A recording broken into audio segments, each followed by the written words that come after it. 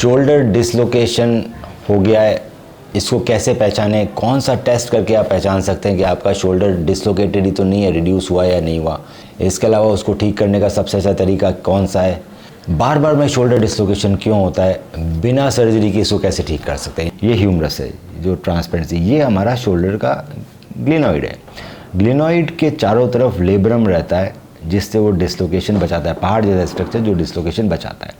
अब अगर आपकी एज 40 से कम है और आपका चोट लगने के कारण डिसलोकेशन हो गया, ये हाथ की हड्डी डिसलोकेट हो गई, सो देख रहे हैं ये लाल लाल छोटा सा लेब्रम फट गया। अब ये लेब्रम फट जाता है, ये ग्लिनॉइड है, ये हमारा लेब्रम है। ये लेब्रम मेरे और मेरा इस शोल्डर का ह्यूमरस है, ये इसको डिसलोकेशन बचाता है। पर पहली बार जब डिसलोकेशन हुआ, सो यहाँ से लेके यहाँ तक मेरा लेब्रम फट गया। अब ये लेब्रम बनाता है दोस्तों क्लॉक का मतलब है 12, 3, 6, 9।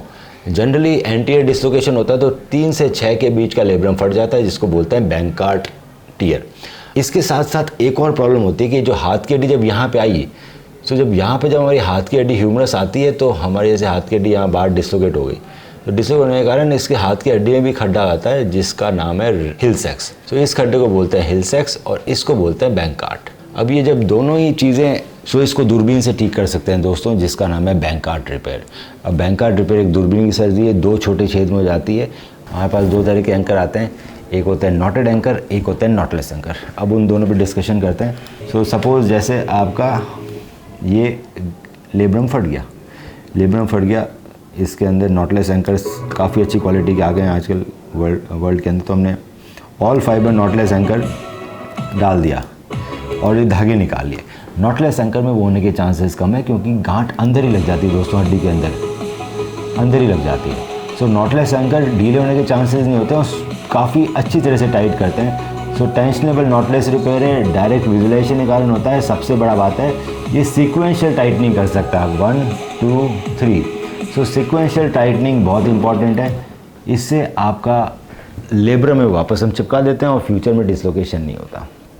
इसके अलावा अगर आपका हिल सैक्स है तो हिल सैक्स को भी भरना ज़रूरी है। इसके लिए क्या आता है, रेम्प्लिसाज प्रोसीजर, इसका आप एनिमेशन देख सकते हैं। अगर आपका बोनी बैंकार्ड है अराउंड 20% के आसपास की, आपकी ग्लिनॉइड बोन लॉस 20% के आसपास हो गई है, तो इसमें लेटार्जे प्रोसीजर किया जाता है।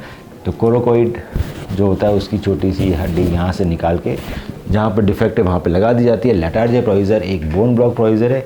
सर्जरी होने के बाद 3 वीक्स तक हाथ बंधा हुआ रहता है। 3 वीक्स के बाद धीरे धीरे उठाते हैं हाथ को और इसका रिहेबिलिटेशन दोस्तों बहुत ही गाइडेंस में चलता है। इसका मतलब ये फेज़ 1, फेज़ 2, फेज़ 3।